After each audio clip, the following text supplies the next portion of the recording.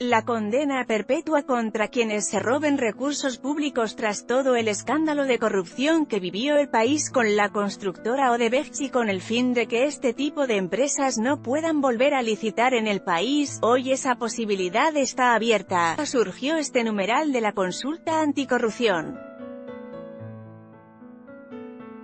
Se trata del punto 2 que pretende eliminar el beneficio de reclusión en sitios especiales para corruptos y terminar los contratos, también con empresas corruptas, sin que el Estado deba indemnizar. Sobre el particular, el representante César Eugenio Martínez, del Centro Democrático, afirmó que no votará la consulta porque esas son funciones del Congreso y lo que se apruebe o no, igual deberá ir al Congreso. Sería como no creer en mi capacidad de trabajo, ni en el mandato que me dio el pueblo antioqueño. Para el senador Iván Cepeda, del Polo Democrático, los corruptos condenados terminan en lugares distintos a un sitio de reclusión, por eso es importante que haya cárcel disuasiva y preventiva. Nadie se opone, en el fondo, a lo que plantea esta pregunta. La discusión es política y se define por el medio, los actores o los instrumentos para materializarla. Pregunta 2 de la consulta. Aprueba que los condenados por corrupción y delitos contra la administración pública deban cumplir las penas en la cárcel, que el Estado pueda terminar los contratos con ellas y con las personas jurídicas de las que hagan parte, y no puedan contratar más con el Estado. A favor Carlos Alberto Builes, docente de Ciencia Política U. Pontificia Bolivariana. Esta pregunta consta de dos partes. La primera se refiere a la pena que deben recibir los corruptos sin hacer concesiones a la misma.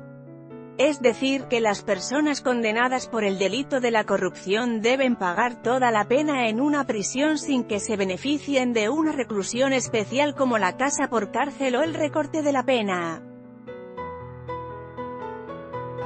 La segunda parte de la pregunta se refiere a las consecuencias de esos hechos de corrupción después de haber cumplido la condena. Esto es, el Estado tiene la potestad de terminar los contratos con esa persona y con las personas jurídicas que hagan parte, sin consecuencias jurídicas o económicas para él mismo. Y por supuesto, esa persona no puede volver a contratar con el Estado. Al votar sí a la pregunta número 2 estamos cerrando un círculo perverso de prácticas de corrupción en Colombia que consiste en cometer el delito de corrupción contra el Estado y después pedir toda clase de beneficios para salir pronto de la prisión y sin ninguna prohibición para continuar contratando con el Estado. La pregunta 2 busca castigar con todo el rigor de la ley a los corruptos y a su vez impedir que ellos sean ejemplo para la sociedad al enriquecerse ilícitamente sin consecuencias posteriores a la pena. En contra Luis Carlos Martínez Mesa, docente de Derecho Constitucional de la U. Pontificia Bolivariana. Este numeral trae dos problemas, el primero jurídico, que evidencia la imposibilidad que ha tenido el Estado para materializar penal y disciplinariamente a los sujetos que realizan algún tipo de contrato o ejecutan una actividad propia del Estado. El segundo es un problema ético, identificándose en el mal uso que hacen los sujetos de su libertad y de los recursos públicos, la imposibilidad de confiar en aquellos que han incurrido en un comportamiento reprochable y que acaba la posible resocialización. La consecuencia inmediata no podrá ser la inflación legislativa para no solo hacer un reproche, sino imponer una sanción penal y disciplinaria. Existe legislación que no solo identifica el tipo penal para imponer una pena, sino que el Estado tiene una serie de pilares identificados para que se cumpla con los fines propios de la administración, y no es redundante indicar que todos esos principios y enunciados sancionatorios deben estar en concordancia con el modelo del Estado social de derecho. La corrección al problema se debe materializar fortaleciendo el sistema jurídico con el conocimiento de las leyes y haciéndolas eficaces y fomentando un sistema educativo que identifique la importancia de vivir en sociedad buscando el bien común. Abstención. Andrés Úsuga Marín, abogado constitucionalista, docente de posgrado. Santo Tomás. Me abstendré de votar este numeral porque no es una sola pregunta sino que incluye 4 supuestos. De entrada engañan al elector, haciéndole creer que es una pregunta por un sí o un no.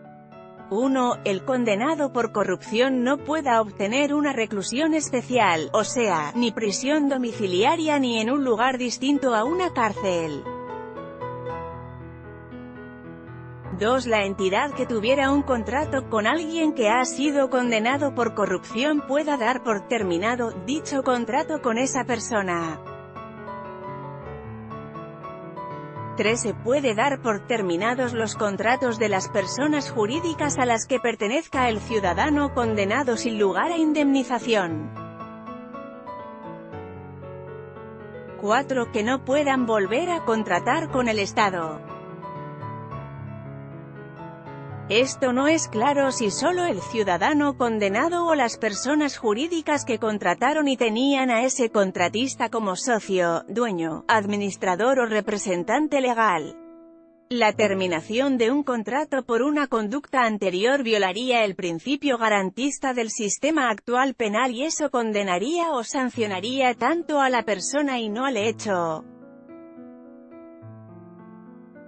Se sancionaría a una persona natural, incluso, sin que tuviera nada que ver con la conducta desplegada sino por el infortunio de contar como socio, accionista o empleado a alguien que previamente violó la ley. Eso es inconstitucional. Lea también, bajar sueldo a congresistas disminuye la corrupción, contexto de la noticia, comentarios, reporte, un error, agregar información porque entre varios ojos vemos más, queremos construir una mejor web para ustedes. Los invitamos a reportar errores de contenido, ortografía, puntuación y otras que consideren pertinentes. Asterisco 1. Título del artículo. ¿Cuál es el error? Asterisco. ¿Cómo lo escribiría usted? Ingrese sus datos personales. Asterisco. Correo electrónico TRMINOS y condiciones. Acepto términos y condiciones. Los campos marcados con asterisco son obligatorios. Datos incorrectos. Intenta nuevamente.